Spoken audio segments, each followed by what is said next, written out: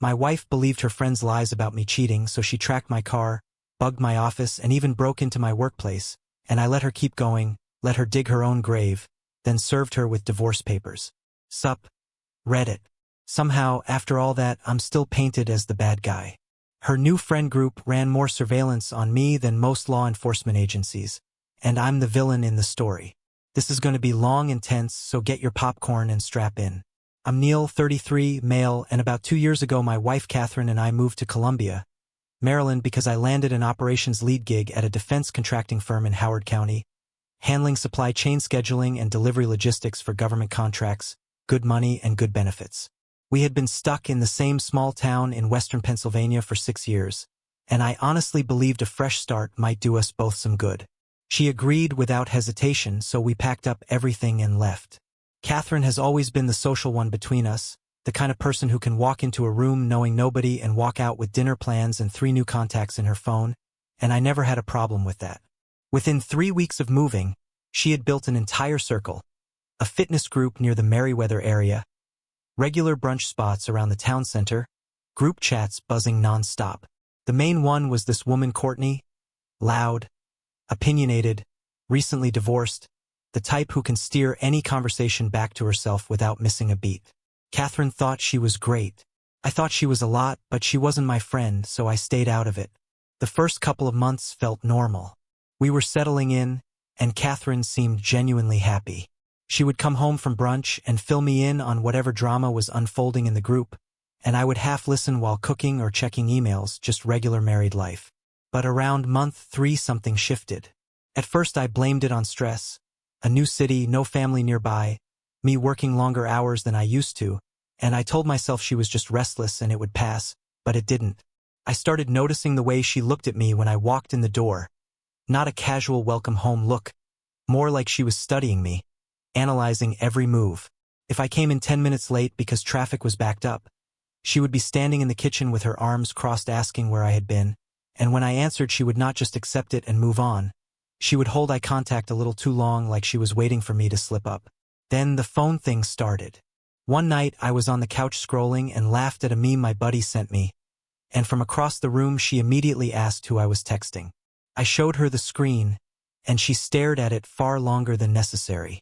I asked if she was good, and she said, yeah, but with that cold tone that says the opposite. Every time I overheard her talking to her crew, they were discussing cheating, husbands with second phones, guys with work wives, some woman at their gym whose husband had apparently been living an entirely separate life for 3 years. They collected cheating stories the way some people collect baseball cards, and the message was always the same: your husband is probably doing it too, you just haven't caught him yet. Besides Courtney, there were 2 others. Sydney worked in HR at some healthcare company, quiet but the type who would not start a fire and would absolutely hand someone the matches. Bridget was an ER nurse with 3 kids who thrived on gossip and would drive 30 minutes across town just to deliver it in person. Courtney sold real estate, which meant she had a flexible schedule and way too much free time. Together they were one big echo chamber fueled by drama, and Catherine, who has always gone all in on her friendships, absorbed every word. The first time she went full interrogation mode on me, I honestly thought she was joking. I had stopped at the Giant on Snowden River Parkway for our regular Friday grocery run, and because the place was packed it took about 40 minutes. I walked in with 2 bags, and she was sitting at the kitchen island with her phone face down, staring at me like I had crawled through a window at 2 in the morning. She wanted to know why it took so long. I told her the store was busy. She asked which store. I told her. She asked if I ran into anyone. No. Are you sure, Catherine? Yes, I'm sure. What is going on with you? Yeah, nothing. Now I can't ask questions. After that it became daily. Who did I eat lunch with? Why did my meeting run 20 minutes over? Why had someone from her own friend group supposedly spotted me at a coffee shop with a female coworker? I told her my team grabs coffee together most mornings, and yes, women work on my team. She did not openly argue, but she never let it go either, and the follow-ups would surface at strange times. I would think a topic was dead, and then 2 days later she would bring it back with a new angle. So that coffee shop you were at, is that the one on the corner or the one near the parking garage? She would ask like it was casual conversation, like she was just making small talk. But it wasn't. She was constantly testing me. That was the part that really got to me, not even the questions themselves, but how calm she was when she asked them. Measured. Steady. Like she already knew the answer and was waiting to see if I'd slip. And nothing I said was ever good enough. I could have strapped myself to a lie detector in the middle of our kitchen, wires taped to my chest, and she still would have found some reason to doubt me. Then one night I was getting ready for bed when her phone lit up on the nightstand. The screen was facing me, and before it went dark I caught a text from Courtney. It said something like, "Did you check his car yet? Don't wait too long. They always cover their tracks." I froze. I didn't confront her. I didn't even move. I just lay there staring at the ceiling for what felt like forever, my mind racing, trying to process what was happening to my marriage. The next morning, before I even backed out of the driveway, I crouched down beside my car and ran my hand along the underside near the rear wheel well. Part of me hoped I'd find nothing, that I was overreacting. But then my fingers hit something small, hard, and magnetic. A GPS tracker. One of those cheap little things you can buy online for about $60. I just sat there in the driveway holding it, staring at it in my palm. When did we get here? That was the only thought running through my head. For a split second, I considered ripping it off and walking inside and slamming it down on the kitchen counter right in front of her. But something stopped me. If she knew I'd found it, she would just get smarter, more careful. So I put it back exactly where it had been, took a photo of it with my phone, and drove to work like nothing had happened. That afternoon, I called a divorce lawyer. I wasn't ready to file. I just needed to know what my options were. The lawyer, a woman named Veronica, explained that Maryland is an all-party consent state for recording. She told me that putting a GPS tracker on my car without my consent could qualify as stalking under state law. She said if I wanted the strongest position possible, I needed to document everything, avoid tipping her off, and let the pattern build. So that's what I did. I started keeping records of everything. Every accusation, every interrogation, every strange question that came out of nowhere. I left the tracker on the car. I knew it was there, and I let her believe she had the upper hand. Every day she was watching my movements on her little app, thinking she was gathering proof. In reality, she was building my case for me. Over the next 3 weeks, I quietly got my financial house in order. I opened a new checking account at a different bank and began routing a portion of my direct deposit into it. Nothing dramatic, nothing that would raise suspicion.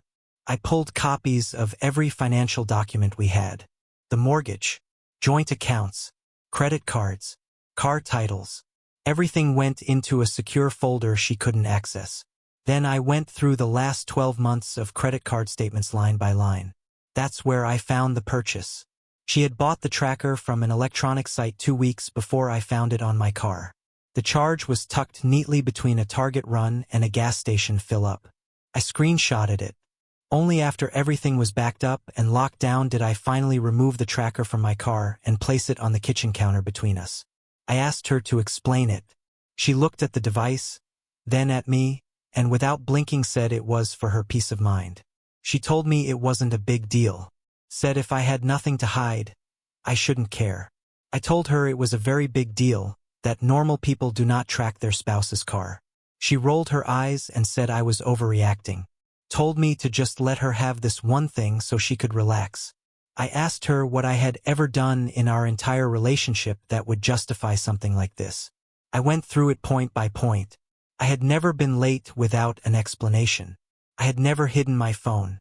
Every suspicion she had traced back to something one of her friends had said about some other guy in some other marriage that had nothing to do with us. She didn't have an answer. She just shook her head like I was the one who didn't understand and walked away. I stood there watching her and realized something I didn't want to admit. This wasn't the woman I married. Somewhere along the line, she had changed. And in that moment I understood this wasn't just a marriage problem anymore. It was bigger than that. But by then, I had already been building the file for weeks. A few days after the tracker confrontation, I picked up my phone one morning and noticed a new app sitting in my app drawer. Some kind of location-sharing app that I definitely had not installed. She must have grabbed my phone while I was in the shower. She knew my passcode. I had given it to her years ago because we never had anything to hide from each other. I took screenshots of the app. Then I went into my phone settings and captured the installed apps list, the permissions, the location access showing exactly what that app had been granted. I exported all of it to my secure cloud folder. After that, I changed my passcode, reset my biometrics, and turned on login alerts for all my accounts. Only once everything was preserved did I delete the app. I told Catherine it wasn't okay. She didn't even react.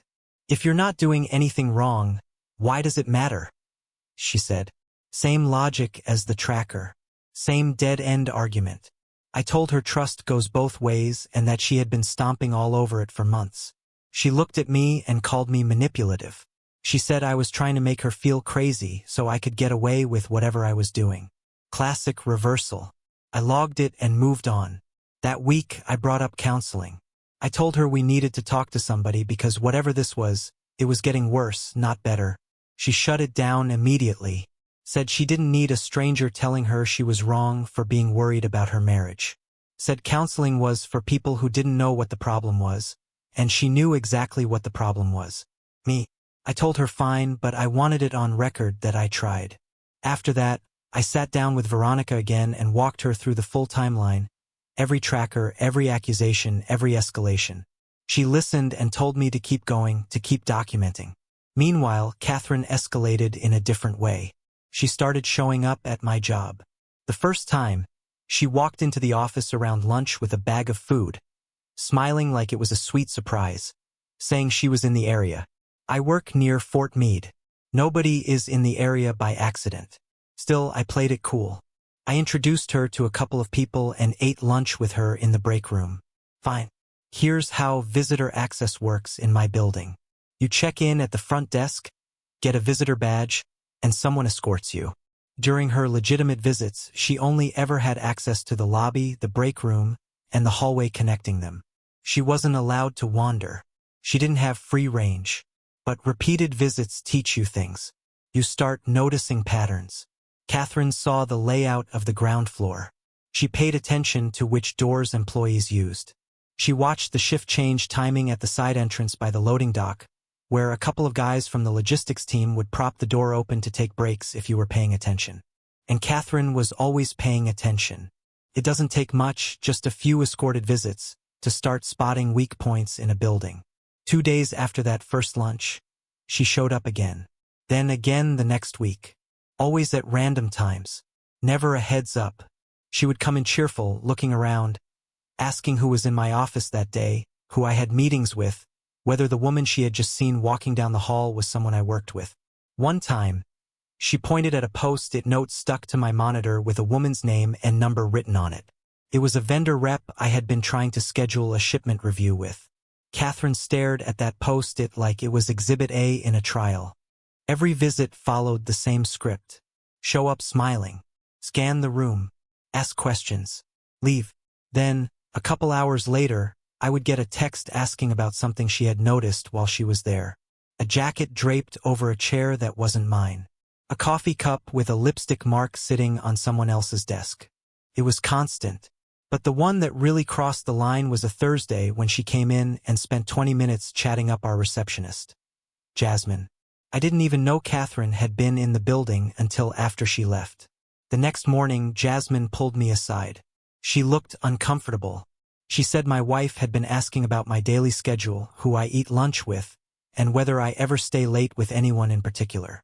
Catherine had framed it all in a friendly way, but Jasmine told me the questions kept getting more specific, and it felt off. I thanked Jasmine and asked her for a favor. If my wife came back again, I wanted to know right away. She agreed. I also asked her to write down everything Catherine had asked while it was still fresh in her mind. She did, and I added it to the file I had been building. That night, I sat Catherine down and told her the drop in visits were over. I told her people at my job were noticing, and it was making everyone uncomfortable. She shot back, "You should be grateful I want to see my husband at work. A good husband would be grateful." I told her a good wife wouldn't be interrogating the receptionist behind her husband's back. She didn't have a response to that. She just went quiet, stood up, and went to bed without saying another word. But I knew she wasn't finished. Defense contracting firms are not normal offices. We handle government contracts, some involving controlled program data and sensitive operational information. There are security clearances, restricted access areas, badge protocols, cameras everywhere. You do not just stroll in and wander around. Even minor security violations get treated like major incidents. During her escorted visits, Catherine never had unsupervised access beyond the lobby and break room. But she had learned the building's rhythm. She knew about the side door by the loading dock. She knew about the shift change habit. That door wasn't supposed to be propped open, but sometimes it was, and Catherine noticed everything. So when my boss, Keith, called me into his office on a Tuesday and I saw the look on his face, I knew something had gone wrong. He told me that over the weekend, security had reviewed footage and flagged an incident. A woman had entered the building through that side door during the shift change window. She bypassed the main entrance where visitors check in. She went up to the second floor, spent about 12 minutes near my office area, and then left through the same side door. She had been wearing a cap and kept her head angled away from the main hallway cameras. But the stairwell camera captured her face clearly. The second floor, where my desk is the admin side. Open office layout. No badge doors. The controlled program areas sit deeper in the building behind their own secured access points. She did not have to breach a vault to cause damage. She just had to get close enough. My stomach dropped. Keith was not finished. After they identified the breach, security swept my workspace and found a small device mounted under my desk. A GPS and audio recorder combo, the kind that links to a phone app so you can listen remotely. My wife had broken into a defense contractor's facility and planted a surveillance device in my office. I will not pretend I handled that calmly. My hands were shaking. I was furious. She could have destroyed my entire career. Keith leaned forward and said, "Neil, I need you to understand where this is headed. HR and the security director are already looped in. Legal is involved. They are discussing filing a formal complaint with law enforcement."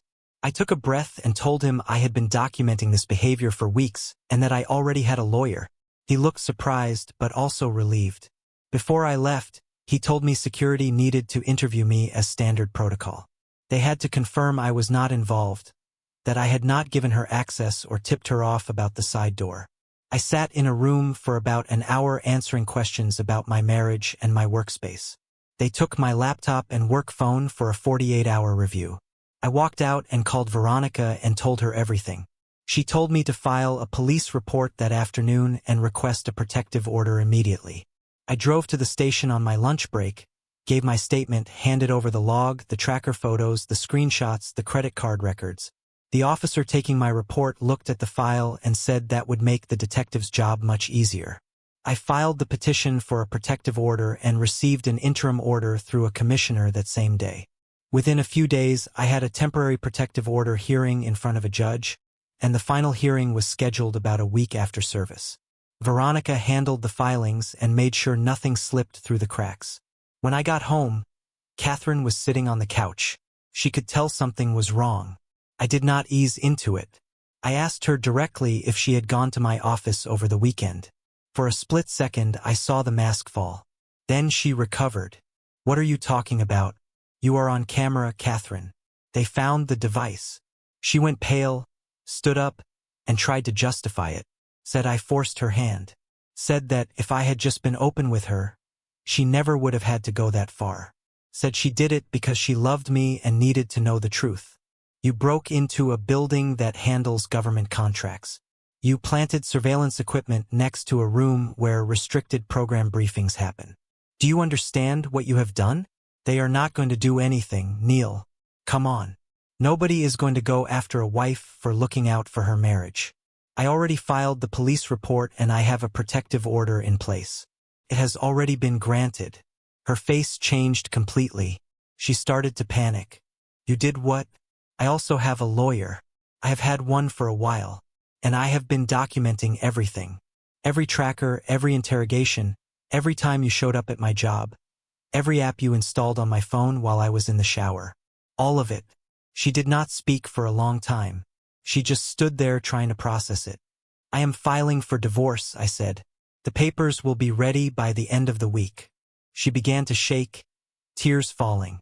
Neil, please do not rush something like this.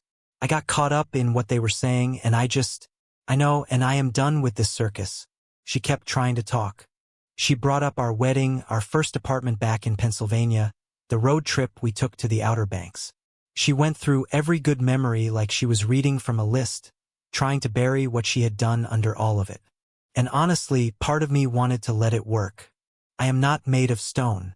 There was a version of this woman I had loved for years. Hearing her bring up those memories hit harder than I expected. But then I remembered the tracker under my car, the app on my phone, the receptionist looking at me differently, the device under my desk. I knew the woman crying in front of me was not the same one from those memories. That person was gone. Maybe she would come back someday, but it was not going to happen while I stood there waiting. I went upstairs and started packing. I was out 3 days later. This all happened last year, about 18 months into living here. From the first tracker on my car to the break-in at my office was roughly 4 months. I moved into a one-bedroom in Ellicott City that I had already scouted weeks earlier. The lease was lined up, my finances separated, my documents secured, and my legal strategy mapped out. The whole move took half a day. Now here is where it gets interesting, because Catherine's first move after I left was to run to everyone she knew and start spinning her version. She told them I was cruel, that I was overreacting, that I was punishing her for a mistake any worried wife could have made. She painted herself as the devoted wife whose husband walked out the second things got hard, and some people bought it. I started getting texts from people I had not spoken to in weeks telling me I was being too harsh. One guy actually said Catherine probably just read too many articles online and I should cut her some slack. Another, a mutual friend from back in Pennsylvania, messaged me saying I was ruining her life over something that could have been a conversation, like I had not tried to have that conversation 6 different times. A woman from her fitness group sent me an entire paragraph about how marriage takes work and how men need to be more emotionally available. She had never met me, did not know a single detail about what happened, but still felt qualified to weigh in. Then there was a guy from our old neighborhood who said she was just scared and that I should be a man about it and forgive her. Be a man about it. As if letting someone stalk you and staying quiet is what men are supposed to do. I sent each of them the same message that they were free to believe whatever version they preferred. But the facts were documented, the footage existed, and I was not going to apologize for refusing to be stalked by my own wife. Then I blocked every one of them. The divorce is where things truly shifted. Catherine assumed I would roll over, split everything down the middle, and walk away clean just to make it stop. She even told her lawyer she expected a straightforward settlement because, and this was a direct quote from the filing, no children were involved and the finances were relatively straightforward. Veronica came prepared with receipts, literally. I filed no fault. Maryland overhauled its divorce framework a couple of years back, so you no longer need to prove fault just to end a marriage. But even though the divorce itself was no fault, that did not erase her conduct. The stalking, the surveillance, the break-in, the active criminal case, all of it gave us serious leverage in settlement negotiations. It affected the protective order, whether alimony was even on the table, and it made her side eager to settle quickly before any of it was aired out in open court. First was the relocation. I had moved us to Maryland for my career, but I also paid the moving costs, the security deposit on the house, and the first 3 months of the mortgage by myself while Catherine was still settling in and not working. Every dollar was documented. Second was the criminal exposure. Catherine was facing an active criminal case tied to the same person she was trying to negotiate a settlement with. Her lawyer knew that if this went to a contested hearing, every piece of evidence I had would come out, and none of it made his client look like someone a judge would want to reward. Third, and this was the big one, Veronica argued that Catherine's criminal behavior had directly jeopardized my security clearance, which is essentially my entire livelihood in the defense industry. If I had lost that clearance because of what she did, I would have been finished not just at that company but in the entire field. That argument carried weight. Catherine's side pushed back, claiming she had made sacrifices relocating and deserved equitable distribution. Her lawyer submitted a statement saying Catherine had been influenced by toxic friendships and was in emotional crisis at the time, and that a punitive outcome would be disproportionate. Veronica answered with the full timeline I had been building for months. Every logged accusation, every documented drop-in, the tracking app screenshots, Jasmine's email, the credit card records, everything. And then the kicker, Catherine's own suspicious observations note from her phone, which surfaced during discovery. Her lawyer had to turn it over because we requested all communications related to surveillance activity. I was sitting across the table in mediation when Veronica slid it to Catherine's lawyer.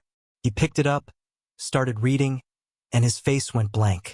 Page after page of surveillance logs, dates, details, names of women she had spotted at my office.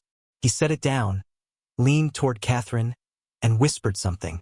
She did not look at me for the rest of the session. The emotional crisis argument fell apart.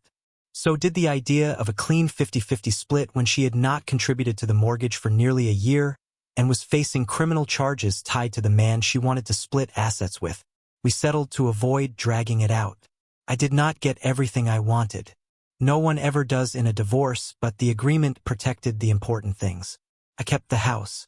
Her share of the marital equity was a fixed buyout amount, and it was not much considering her lack of contribution during the final stretch of the marriage. My retirement accounts stayed mostly untouched since the bulk of them were premarital contributions, and there was no alimony. Between the active criminal case, her conduct, and the fact that she had chosen not to work for most of the past year, there was no basis for ongoing support, and her side did not push it.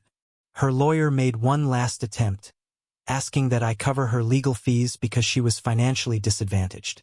Veronica responded by pointing to the credit card statements showing $4,000 in charges at restaurants and boutiques over 3 months during the same period she was not paying the mortgage. That request went nowhere. This was never about taking everything from her.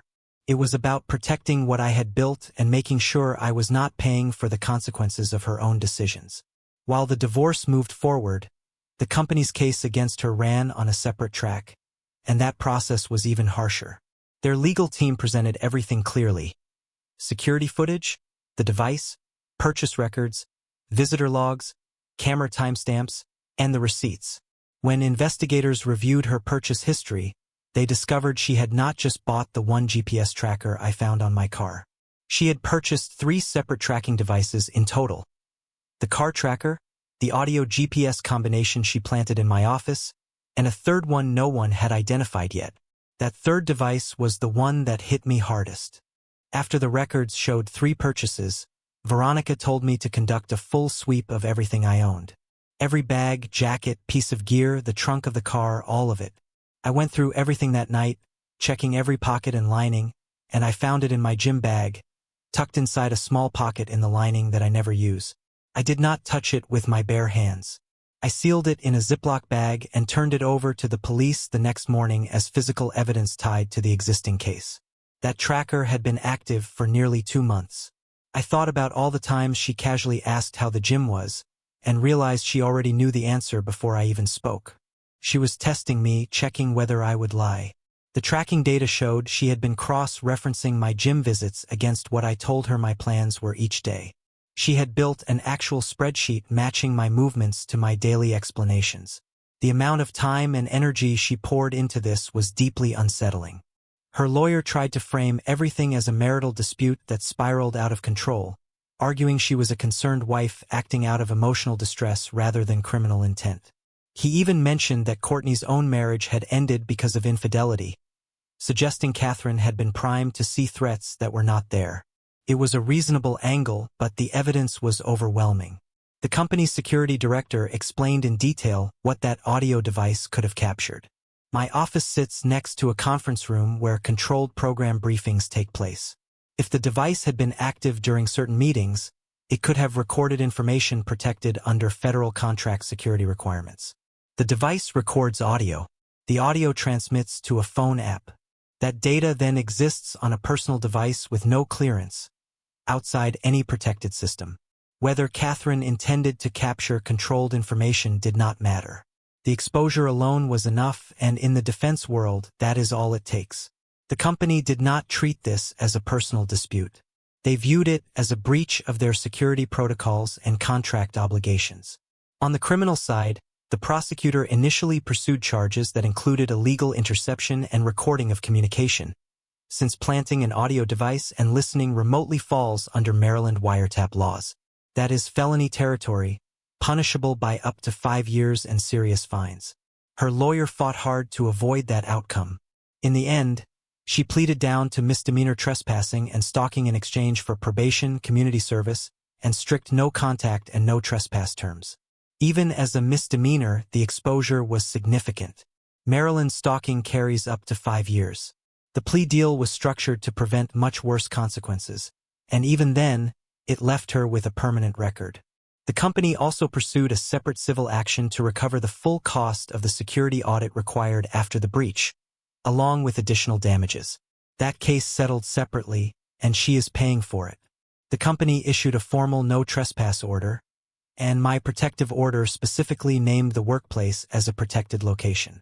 The criminal case was continued once at her lawyer's request for more time, which dragged everything out another 6 weeks. The company pushed to have the full judgment entered on the record to set a precedent. Catherine became the example. As for her friends, the group that started all of this, they disappeared. Every one of them. Courtney, the ringleader, vanished the moment the legal consequences became real. It turned out Courtney had sent Catherine the link to the exact GPS tracker, sharing it in their group chat along with instructions on how to install it without getting caught. When things escalated, Courtney deleted the entire chat and blocked Catherine's number. What she did not realize was that Catherine had already forwarded several of those conversations to her personal email months earlier while she was building her case against me. Those messages showed Courtney coaching Catherine on exactly where to hide the tracker and telling her to check my office because that is where they always slip up. Catherine's lawyer turned them over during discovery, trying to argue outside influence as a mitigating factor. It backfired. All it did was create a clear, documented trail that the entire thing had been planned and coordinated. Sydney and Bridget unfollowed her on everything within days. Not one of them showed up to a single hearing. These women had spent months feeding Catherine's paranoia, and the second any of it appeared on a court docket, they disappeared. Her parents learned the truth through the legal filings. Her dad called me one evening, and I could hear it in his voice before he even finished his first sentence. "Neil, is all of this true? The break-in, the tracking, the charges?" "Yes, sir. All of it." He went quiet for a long time, then said he was sorry.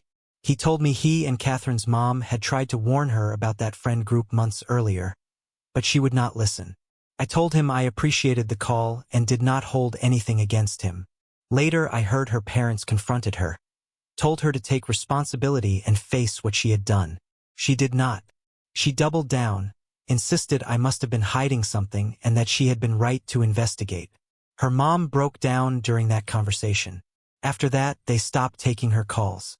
So there she was. No husband, no friends, no family willing to answer the phone. An unfavorable divorce settlement, a criminal record, restitution payments, and not a single person left willing to pretend she was the victim. As for me, I am writing this from my apartment in Ellicott City, 7 months removed from all of it. I have a lease in my own name, a stable job, and a life that finally feels calm again. I go to the gym without worrying about a tracker hidden in my bag. I reconnected with a couple of old friends back in Pennsylvania over the phone. Friendships I let fade during the worst months because I did not have the energy for anyone. I even started coaching youth flag football on Saturday mornings through the Howard County Rec program. My coworkers noticed the change too. My security clearance review came back clean, which lifted a weight off me I cannot fully explain. One wrong finding and everything I built could have vanished because of what she did. But the months I spent documenting everything made the difference. I also did something many people advised me not to do. I went after Courtney. I did not sue her, but I made sure her role did not quietly disappear. When she deleted that group chat, she thought she erased it. She forgot about the forwarded emails produced in Discovery that had her name on every message, every tracker recommendation, every instruction. I had Veronica send her a cease and desist letter informing her that she had been identified in court filings in connection with the stalking and surveillance against me, and that any further contact would result in civil action. The letter cited the specific messages where she coached Catherine on tracker placement and encouraged the break-in. Courtney never responded, but she vanished from every shared space, scrubbed her social media of anything tied to Catherine, and blocked me everywhere. That was enough. The last update I heard about Catherine came through her dad a few months after everything was finalized. She had moved back to Pennsylvania and was living with a cousin outside Pittsburgh. She could not find work in Howard County because the criminal record kept appearing on background checks in a region where much of the workforce holds security clearances or works adjacent to cleared positions. In that environment, a record like that ends careers. Even now, some people tell me I went too far, that pressing charges against my own wife was harsh, that I should have handled it quietly or given her another chance. But every chance I gave her became another opportunity for her to escalate. Every boundary I set was crossed and then pushed further. I did not destroy my marriage. She did. I just refused to let it destroy me too. She made her choices. I made mine. And I would make the same decisions again tomorrow. Guys, we are so close to hitting 1,000 subscribers on this channel. If you are not subscribed, please consider subscribing. It truly helps us reach that 1,000 mark. Thanks for helping make this dream come true.